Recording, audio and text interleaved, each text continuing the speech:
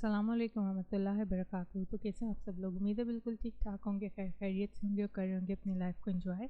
मैं भी बिल्कुल ठीक हूँ।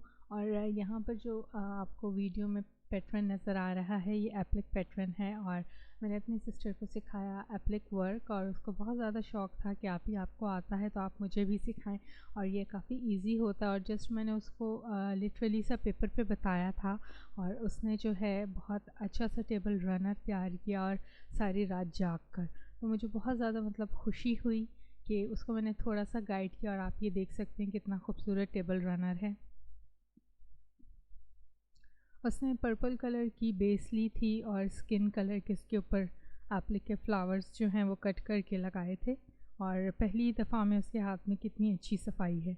तो आप भी हमारे साथ शेयर करें कि आपने भी अपनी सिस्टर्स को, कज़न्स को या बच्चों को कोई इस तरह की स्किल सिखाई हो और उसका क्या रिज़ल्ट आया। तो बहुत अच्छा लगता है जब बच्चे इतनी मेहनत से काम करते हैं। तो ये मुझे जो है एडिटिंग कर रही थी मैं एक वीडियो के दौरान, कुछ पिक्चर्स मिली थी, तो मैंने कहा कि आप लोगों के साथ मैं ये शेयर करूं कि ये मेरी सिस्टर के एप्लिक सीखने की एक मेमोरी है।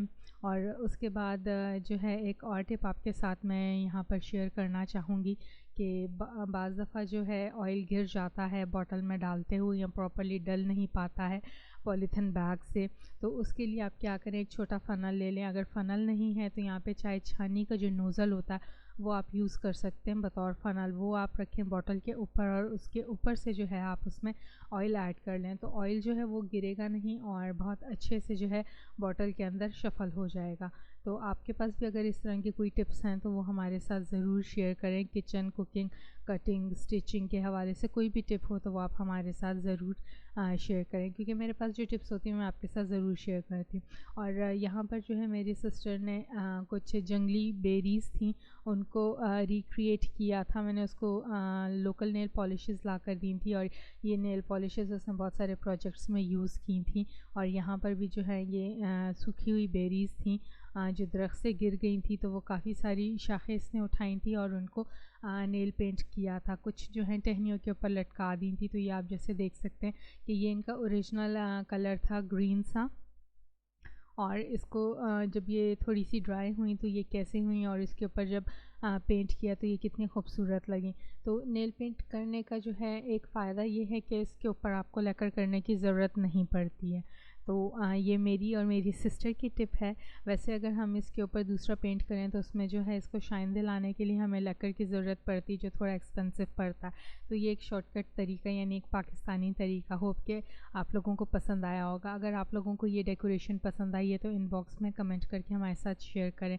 तो ये आप देख सकते हैं कि ये कितनी कलरफुल लग रही है दीवार। पहले जो है ये काफ़ी ज़्यादा प्लेन थी, और इस तरह जो है मेरी सिस्टर ने इसको डेकोरेट कर लिया था और बहुत खूबसूरत लग रही थी। और जो भी आता था तो वो हैरान होकर पूछता था, भाई ये आपने कहाँ से लिया था। जब मेरी सिस्टर कहती थी इसको मैंने खुद पेंट किया, तो किसी को बिलीव नहीं होता था। तो ये है वो सीक्रेट तरीका जो मैंने आप लोगों के साथ शेयर किया।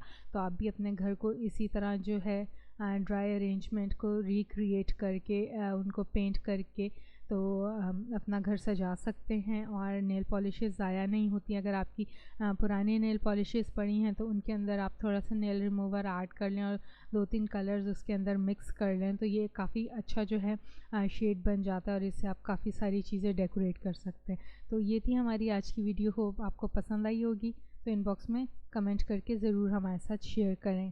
तो आपसे चाहूँगी इजाज़त, मुलाकात होती है एक नई वीडियो में। अपना ख्याल रखिएगा, तब तक के लिए फ़ी अमान अल्लाह।